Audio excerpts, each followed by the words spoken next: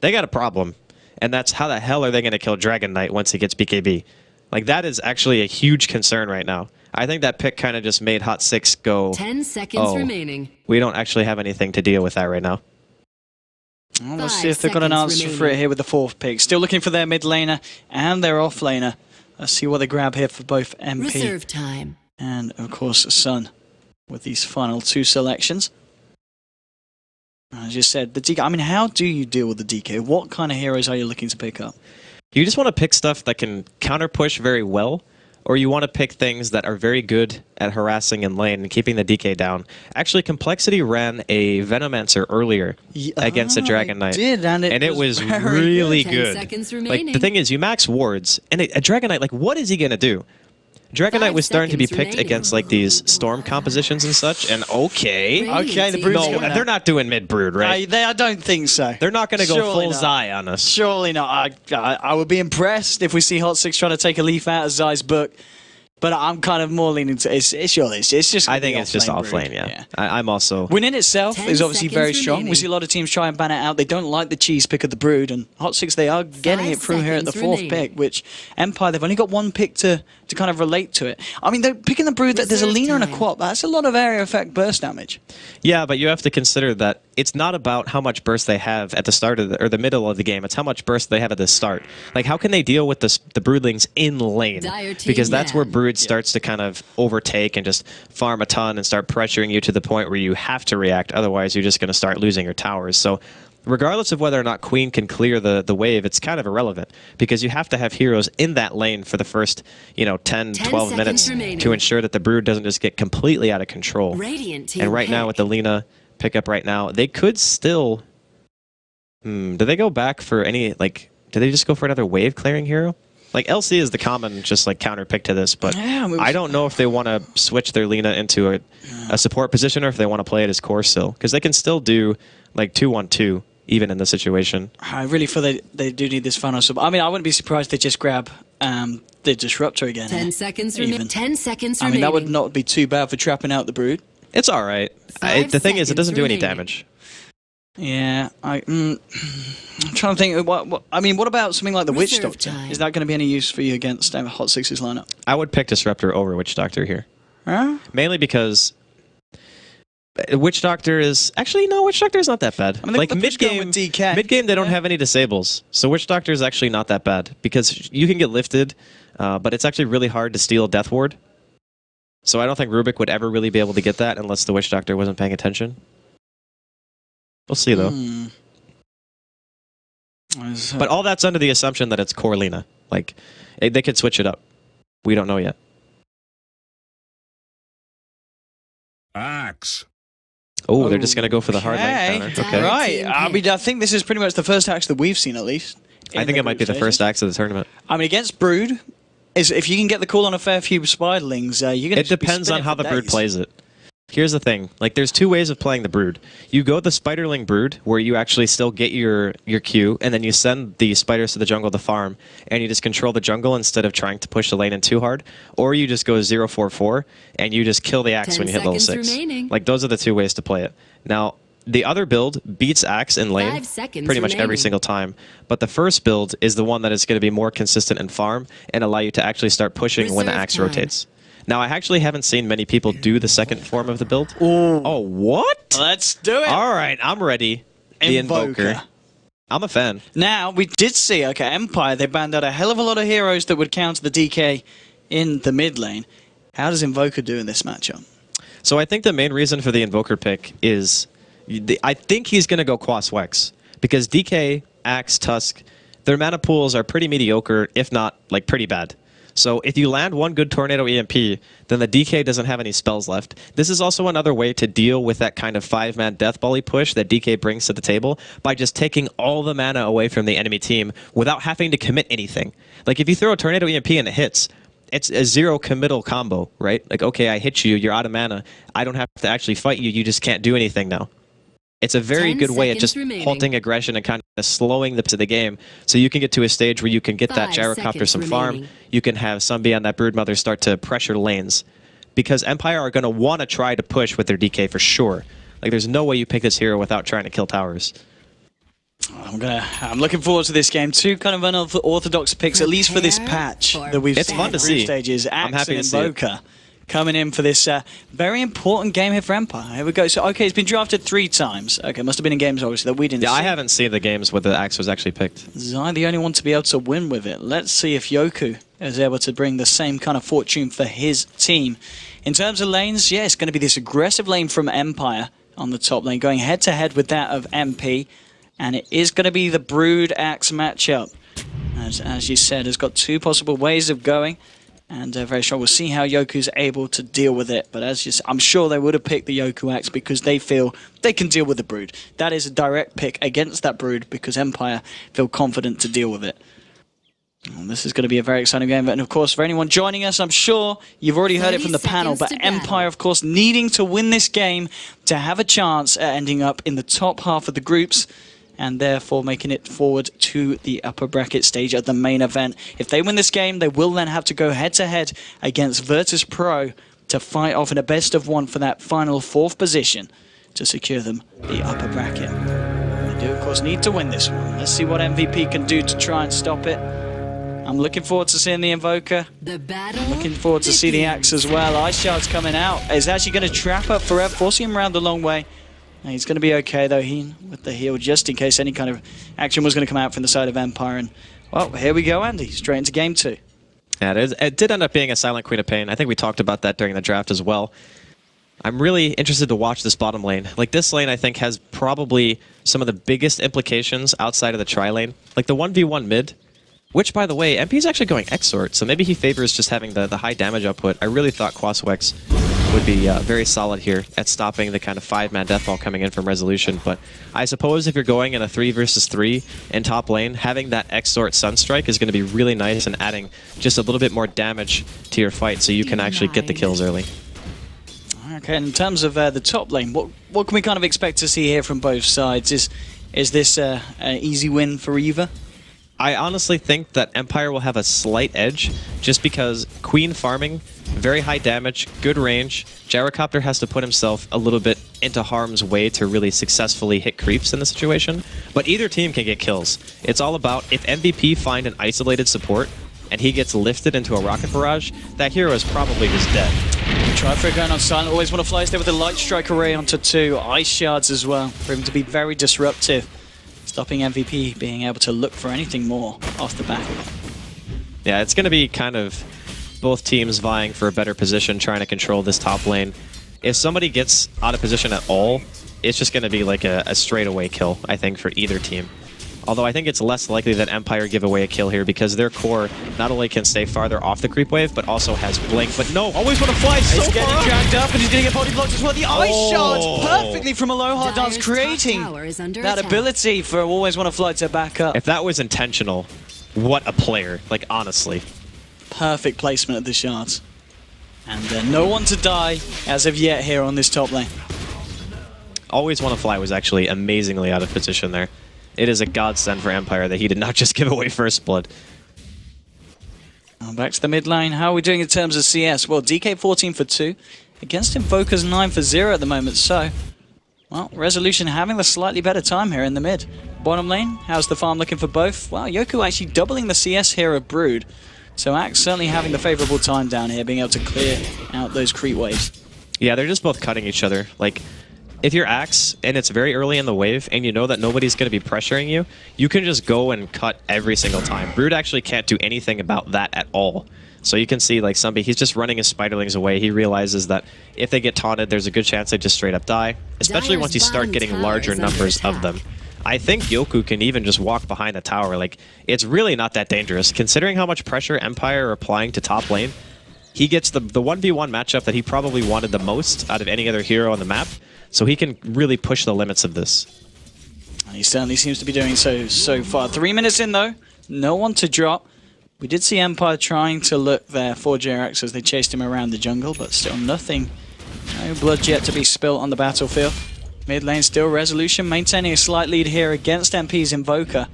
And bottom lane, Yoku gets a call off and does bring Sun incredibly low here with the spins. The Spider-Man needs to be careful, but he doesn't let that happen again. The early lane is really tough for Brood, no matter what build you go. the build that you actually kill him with the incapacitating bite, you still need level 6. Because if you get called on top of a creep wave and you don't have insatiable hunger to offset the spin damage, you just die too quickly. So I think he'll probably just end up skipping it and opt for the jungle farming build. That's the more stable lane pushing style of strategy. Because you have to assume eventually Yoku's going to rotate. Like he's going to get blink, and then he's going to go try to either help the tri lane or he's going to try to gank mid. I mean, the question is, Yoku in this situation, does he just go straight for the blink, or does he look for the Vanguard to make it impossible for the Broodlings to do anything, and so that he can continue to farm? That money. Damn, top lane, they get the lift, indeed, dragging up to the high ground, the Lina, and always want to fly there, giving away first blood, and giving it to the gyrocopter as well, for Ev. Going to be able to pick that one up for HOT6. Yeah, the tri-lane for Empire failing is going to be really bad news. They're relying heavily on sustaining their 1v1 matchups because right now Resolution is winning mid and Yoku is winning bottom. So the tri-lane needs to, at the very least, not give away kills. That is the ultimate bad thing that can happen because once your supports start moving, you have more options for Chaos, for a HOT6 to be able to also have their own support rotations. Although I guess you could argue that Dazzle rotation isn't really that good. Like, the Rubik is going to have to stay top more or less, or I guess they can move the Rubik and keep the Dazzle top as they've opted to do here. I always want to fly it. Sorry, Low Dance actually coming in with a rotation on Tusk. They're going to find the Dragon Tail now with the Elder Dragon form, looking for MP. Jirax is there, and the TP reaction from Heen as well will force back both the Tusk and Resolution here on the Dragon Knight. They're not going to be able to find anything, but of course, top lane now. Silent and always want to fly. Know that Forev's on his own, and this is the time to jump, going straight in. The Rocket Barrage doing a hell of a lot to Silent. He needs to be careful. Always want to fly, trying to bring this one down. He's got enough damage. Forev's just going to chase this down with the Rocket Barrage. Can he get the kill onto Silent? No, the Light Strike Array. They'll just be able to turn it around, but Silent... Sunstrike! Bam! Oh my. Rubik have found it anyway there with the right click, but nonetheless, a 1-for-1 trade, and Silent, playing on the edge of his life there, does end up paying for it. What was that stun? That stun wasn't even close. Always Want to Fly is not having a very good game right now. There were 2 times where he was really out of position, and that stun was like a huge biff. If Silent died because of that, that would have been like, I think, a tilting play for Empire. Silent, nonetheless, they did find the kill on Jirax. Going to go in for more here. But Forever is being backed up by Hina and Jirax this time. Bottom lane. How's it going for both of the heroes? Yoku has 2,300 gold. He's got enough for that Blink Dagger now. 6 minutes in. Ridiculous farm here for the Axe. Brood has managed to find a way up through level 6 and closing on level 7, applying the pressure to the tower. But the fact that the Axe has just been eating up every wave. I mean, this man is one of the richest Axes I've seen in a long time. Yeah, the net worth difference is pretty much entirely his gold. Like, it's just the fact that Yoku is having an insane game. But you can see that Sunbi now, he's got enough levels so where he can actually start cutting the wave himself. So both heroes are pretty much going to do the same thing. Like, both towers will stay at 100% HP. They're both going to continually just eat the creep wave, and the lane will stay static. They're going to try and go for Silent here. They've not got enough damage now. Low Dance with the Ice Shard, trapping up Heen. The Sunstrike will come out. Will it connect? Yes, it will. A Low Dance is going to get taken out by Invoker. It's a 1-for-1 so far now. Forever with the Rocket Barrage doing so much. Always want to fly to fall. There's the rotation here from Resolution with the Breathe Fire. Will bring down Forev, turning it into a 2-for-2 here on this top lane.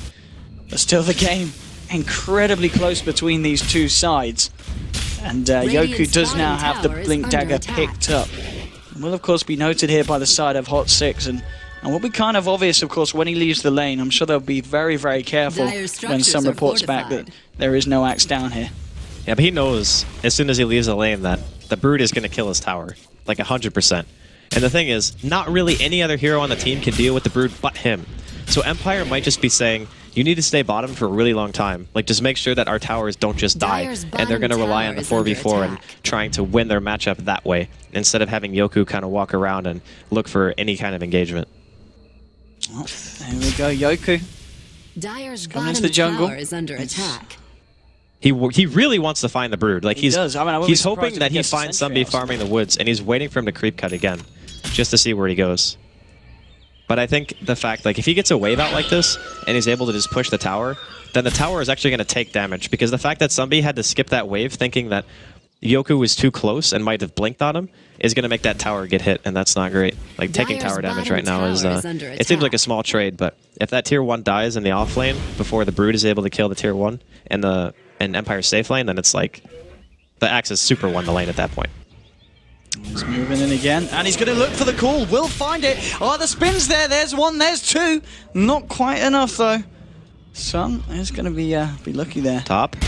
Let's see if we can find a kill here. Sunstrike's going to be off the mark, and now with the snowball, they might be able to turn this one, Empire. Cooldown coming in from Forever. Silent's got to be careful, taking a hell of a lot of damage. Jarex hasn't got the ability to lift him. Silent should be able to duke this out. Has got a blink in a second. Actually trying to, get in the burst damage in. Light Strike Array is going to miss, unfortunately, from Always Want to Fly. Silent just go back in with the right clicks. Should be able to find Jarex. Will do. A low hard dance and Always Want to Fly able to clean off the gyro as well. Forever to fall.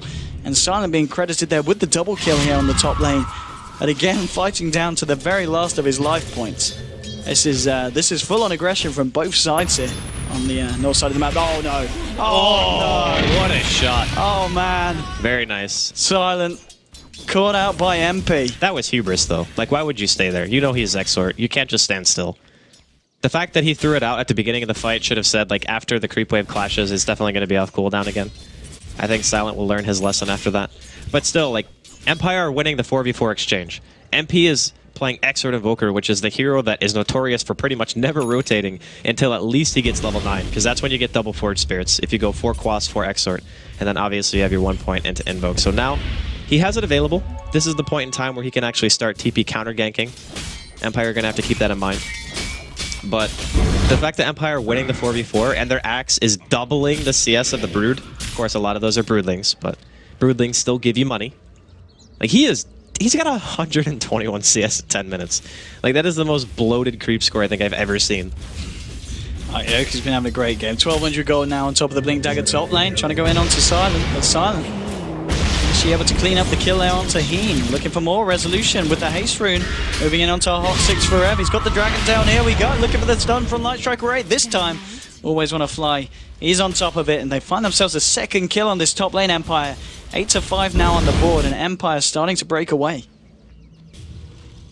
For now, Empire, I don't really know what HOT6 are going to be able to do with their supports. That's the biggest weakness that they have right now. Like, Jarex is level 6, which is good, because that means he can actually start stealing damage spells. This is actually the point where you're not going to have to worry about having Dazzle Rubik support with just a gyro for damage and an Exort Invoker. And it could also be the reason why HOT6 in general decided to go Exort, as we're also going to see Tower dropping here in top lane.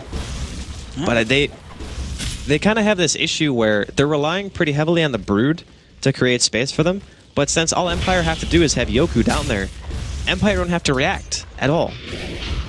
They might try and fight this Jarex with the stolen ice shards, blocking off Yoku. Can they bring down this axe? He's pretty damn tanky. Resolution's there, still with the Elder Dragon form, and now with the Snowball Initiation, Loyal does take a lot of damage here with the cooldown. He needs to get himself out. He's not going to be able to. The Rocket Barrage will finish him off, and now HOT6 turning their attention towards your Resolution. He actually gets Dazzle there with the long-range Dragon Tail. Will be able to bring down something with him, as he's almost certainly going to fall here. Will do in the end. HOT6 claim themselves 2, and just Yoku. Yeah, he just walked into a very angry MP. Oh, making it 3 for 1. Empire slipping a little bit away here as HOT6 close the gap. And off the back of it, we'll look to take this tier 1 top lane. You've still got Silent putting on the pressure. But hang on, have we got a Sunstrike? No, he's not going to invoke to He's standing on the range creep. Yeah. He realizes that Sunstrike is a possibility. How many points in an Exort does he actually need to one-shot, though? Well, he went for it. Yeah, he would have actually killed, but Dire's middle tower is under attack. 12 minutes in. Very close between these two teams at the moment. The difference on the graph, only 2,000. Resolution has got his blink now complete as well. Silent, what's he been able to progress towards? Looks like potentially going for that Orchid build here on the Quap. And yeah, it's very good against their heroes. Yoku's got Vanguard now, complete on top of the Blink Dagger at 12 like, minutes. he's got Vanguard, Arcane's Blink 12 minutes in. I think he... does he finish Crimson here? Or does he actually go for, like, Force Staff or something else? I think Force Staff is actually very good at smoked up, looking for the jump. They'll be able to find it. Sonic Wave onto 2! And they burst them down immediately. Jarex and MP to fall. Fantastic correlation of Empire there with their skills. Cooldown's going to come down, hit a fair few of them. Can they do anything off the back of it, though? HOT6 doesn't look like they can forever. Giving herself back to Resolution, actually blinking forward here, looking for a potential Dragon Tail follow-up. But they're just going to look for the tier 1 here. And Empire showing HOT6 they need to be very, very careful where they hang them out. Now this is pretty standard Empire Dragon Knight play. Resolution actually played this hero, I think, not before anyone, but he's played it a hell of a lot. And Empire have loved this hero for multiple patches, not even just 6.84. It was very funny. Oh, actually, Sunbi? Okay, never mind. He's not actually caught.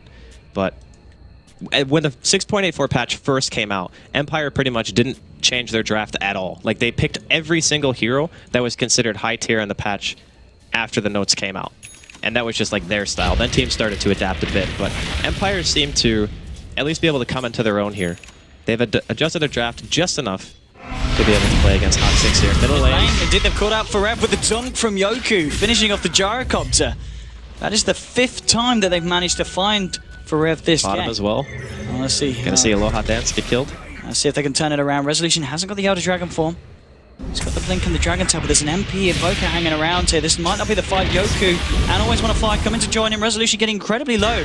The Forge Spirit is just melting away this DK, and he's going to go down almost. No, he's still alive with the ball charges. He won't live, though. He does fall. Yoku with the call on Tempe and the dunk.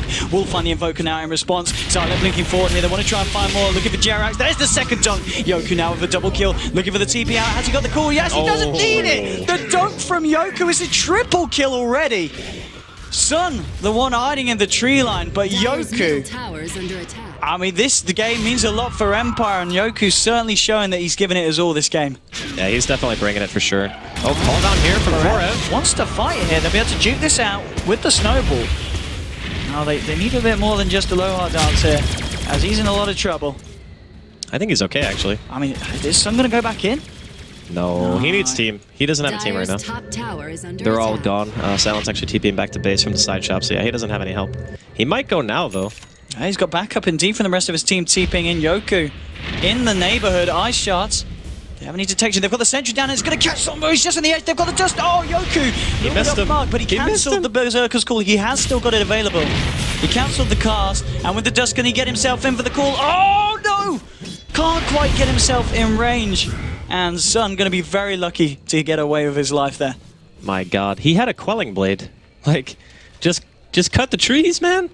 You got a quelling blade? Yeah, we can let him off, because other than that, Yoku flawless. He's got a Crimson Guard complete now as well. Before the 16-minute mark, this axe is it's really good against bordering on unstoppable. Yeah, it's good against Brood because you can just pop the Crimson, and then even if the Brood has a ton of Spiderlings out, even heroes around you just won't take any damage from it. It's really nice. But yeah, Empire, they've been showing a very, very strong game so far. Continually applying pressure here. They're probably just going to pop the DK form, go for the tier 1. Actually, they might... Okay, they are going to pop it. I was going to say, they might save it and try to go for tier 2.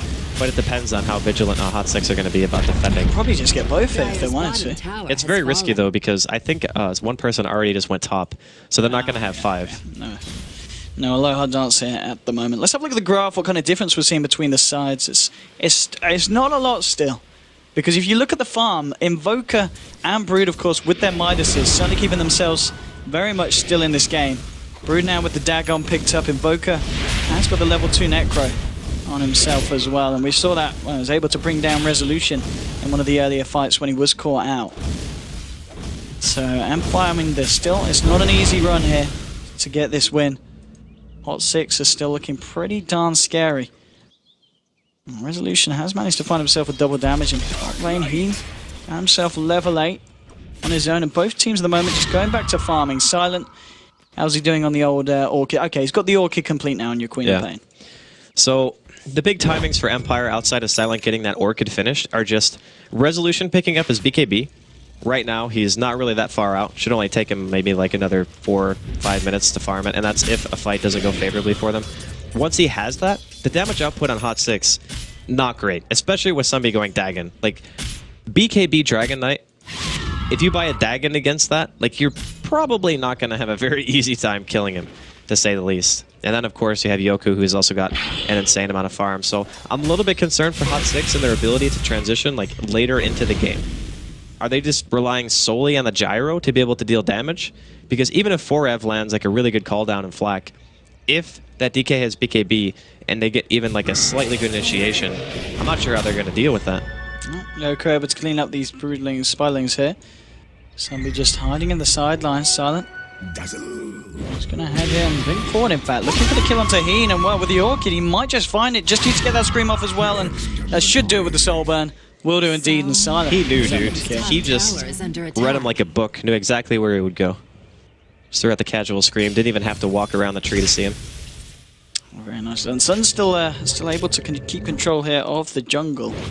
And they didn't find him there in that last little walk past. He's got enough to get a second level here in the dagger. Under attack. MP's farm still on the Invoker. I believe that will be the level 3 Radiant's Necro now coming up. Yeah, so he's got the recipe. So he's got level 3 Necro now, 18 minutes in.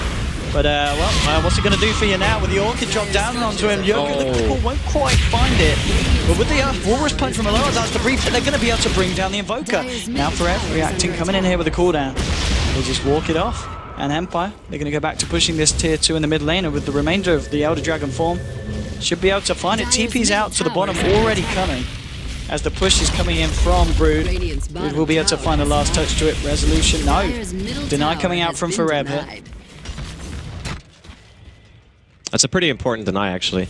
When your enemy team is pushing you like this, and you can deny like 1 or 2 towers, the amount of gold difference is actually pretty substantial, especially considering like when you're behind, right? Like you want to minimize losses at every single turn, especially when that Dragon Knight's getting ever closer to that BKB, and they're going to find out the Brood here in the woods. Indeed, he's been dusted. Silent taking a lot of burst damage though, and the Spiderlings working away at this crop. They do kill the Brood, and Silent will just be able to blink himself away out of it.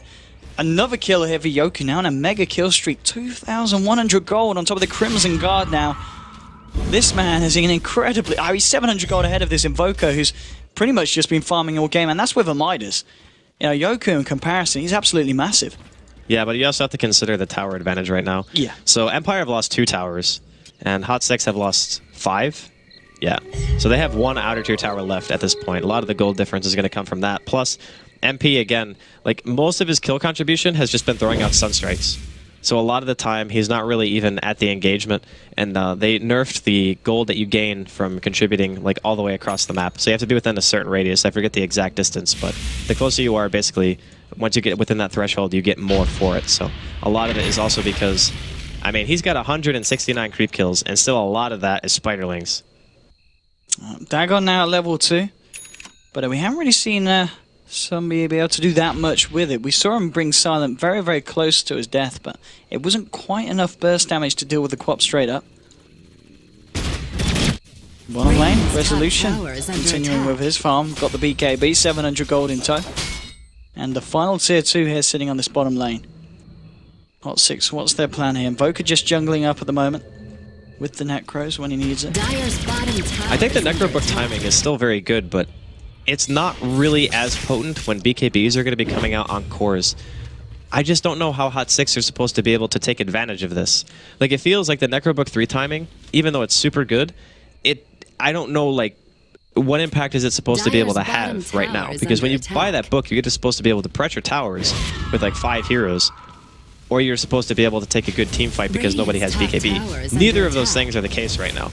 Like, Resolution has BKB. Silent almost has BKB. And you can't 5-man because you've basically picked Brood. Like, it's a really hard situation, I think, now for HOT6. Coming down, and then Yoku at the moment is the one carrying the gem of the team. Top lane, bottom lane, sorry, Resolution just duking out the Sunstrike. And yeah, Yoku with the gem now in his inventory, 2,400 as well. Top lane, Jarek's able to find his push here and take down this tier 1 here. He's now sitting very, very close to a Blink Dagger himself that he'll be able to grab. That's actually fairly big. Like, the Blink Dagger will be really good for him. Jerax is very good at like these playmaking heroes like Shaker, like Rubik. You can count on him for sure during teamfights to be able to get some clutch steals. Maybe, hopefully, if you're a HOT6 fan, turn the teamfight around. If he can get his hands on something like Laguna, like, you know, Sonic Wave and such, you can probably win a teamfight. Looking for this Spider here. He's going to go for the TP out, and yeah, Yoku won't be able to get him this time. Unfortunately here for the side of Empire. Dagon now leveled up a third one. We've got it on level 3 now here for the Brood.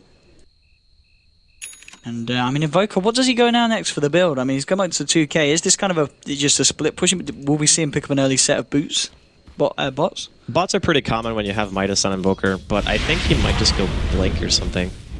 Like, when there's not an item on Invoker that you can buy that you feel is going to have like a big enough impact at that point in the game, typically you go for like mobility, so like Blank or Yules or Force Staff or something like that. Because I'm really having a hard time thinking what one item is actually going to be able to completely change the way that the game goes in terms of fights for HOT6. And I mean, just look at what he's doing. He's sitting in the woods and he's just sending out freaking Forward Spirits to lane. Like, he realizes that it's super dangerous for him no matter where he is. Resolution and Silent able to clear themselves up some Ancients here from the side of HOT6's map. And I mean, you can tell Empire, they're really looking for action here. They've been walking around as a group across the maps, trying to see who they can catch out. But HOT6 just playing a step ahead at the moment. Keeping themselves safe. Forev now on the gyrocopter. Very close to having the money for this BKB. Silent did spawn out Sun, but Sun, he's going to be A-OK, juking in out in the tree line. And Resolution, okay, working towards the AC, blinking forward here, but he's going to get lifted up by Jerax. Can they turn this? Trying to lift him up to the high ground. They just don't have a follow-up stun there to keep the control on this dragon. And that's kind of the freedom that having a DK gives you. Like, what other hero can just do what Resolution just did? Like, blink in front of the enemy tier 3 with 4 heroes there and just be like, yeah, whatever, it's fine. Even if you go on me, I can just BKB and flap my wings and walk it off. Okay. Nice. Very nicely done there by the side of HOT6. Lining that one up, and Yoku will find the call. Has got this gem, of course. And he'll be able to chase down this spider. He's got a TP coming in from lower dance on the Tuckton again. Move to the high ground, they should be able to find themselves this kill. The stun won't quite connect with the Berserker's call will. With the uppercut and with the down cut from Yoku and his axe. 20 to 12, another kill here for the side of Empire. You got to get that one fight in the game where Aloha Dance, Walrus punches, and then while he's in the air, you just dunk him. I can feel the pain. That's like already. the ultimate satisfaction when that happens. But in the meantime, there was also a kill inside of the woods. Resolution managed to find Jerax in a 1v3 and then killed the Rubik and then TP'd away with BKB on. So as I was saying earlier, still the main issue for HOT6 is figuring out a way to be able to kill these cores of Empire. And for now, Forev, like you mentioned, he got his BKB, so he's starting to get some farm. He needs to go damage now. If he doesn't go damage items, there's just... I don't know how they're actually going to kill anyone. Oh, he certainly doesn't. I don't think Empire will be giving him the time or day to look for that. They're looking into the Dire jungle now, seeing what they can find. Ping's coming up out on a heat. Oh, he hasn't got a TP. I don't know what the plan was here for Dazzle, but I don't think it's going to work out. Silent joins the party with Resolution. And, yeah, Dazzle. It's actually fairly tanky. I mean, with that medallion and weave on, take a long time to die, actually. I'm not sure if Empire are going to feel like they can break high ground at this point, but they can try to go for Roche maybe, or at least pressure. 500 gold off an Aghanims. I mean, this guy. He's freaking rich. We're about to see the fun begin when he gets that on him. Now with the push, they're ready to go. Elder Dragon form. This tower is going to fall at an alarming rate here for the side of HOT6, and it's just a question of what they can do in defense. Oh, they even forced the Brood back. That's actually really bad news for HOT6. Like, you do not want to have to TP your Brood back to base. But look, MP is looking for the split push, and it's actually going to be enough to spook Empire. Empire TPing back. Not happy with a Magician knocking on their door. They need Yoku here with the champion he is here. Okay, this is an Invoker in trouble, and an Invoker getting dunked by Yoku. Wicked 6 now for the Axe, as he picks up his 7th kill of the game. Silent, he's going to find Jerax here. HOT6 Forever wants to fight, pops the BKB, but Silent with his BKB as well. Trying to get himself out of here, and he will. Not going to be able to chase that one down. He did clip Jerax there with the Sonic Wave. So again, Invoker and Rubik being taken down, and HOT6 unable to find anything in return. We're now looking at even Aloha Dance. Oh god, they have Solar Crest too. I mean, 27 minutes in, Empire. The lead's got to be quite significant. It's coming up to 7,500 here in terms of gold. XP-wise, we're looking at a 10k lead because of all these damn kills they've been finding. And that's your axe done on Yoku. So Aghanim, Solar Crest, level 16 Dragon Knight. Roshan is up right now. Empire, most likely going to be the ones who are going to try to do it. I'm just trying to think of something that HOT6 can do. Like, the rat play bottom was actually the best possible choice they had because it actually forced Empire back.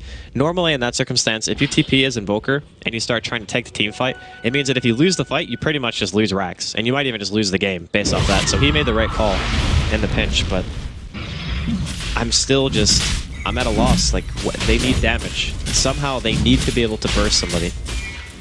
Empire, they're going to look for Roshan here with the Solar Crest to make short work of it. HOT6, a couple of them in the area. And they know they're there with the weave drop, granting that vision, but they just can't do anything to contest it. They are moving towards it, but I really don't know if this is the fight. Sunstrike coming in, and it's actually they're gonna do it. They got the Aegis kill. Silent does take the Aegis itself. Sorry, so Roshan could. He actually got the Roshan kill with the Sunstrike. Kill with the Sunstrike. Like, yes. What a god, actually. Like, MP Sunstrikes have been on point. Well, let's see if they can find anything else off the back. This Sun hiding in the tree line. And, well, Resolution, he's found himself an Invoker. Invoker, he's going to try and look for the QQ walk TP out, but Yoku in range with the gem. Nice. That's your Invoker down. Monster kill streak now here for Yoku. And, well, they did okay. They lost the Lina. So it is a 1-for-1 trade. Looks like Lina was bursted down here by Sun here on the Broodmother. But still, the bigger kill here for the side of Empire, taking down that mid Invoker. And now Empire look to continue to pressure after the fact. Brood is still being forced on. Oh god, the courier's gonna die too. Oh damn, let's have a look what was on that. It was okay. It was another level of damage. Yes, I mean that's not too painful to be honest. Like Resolution.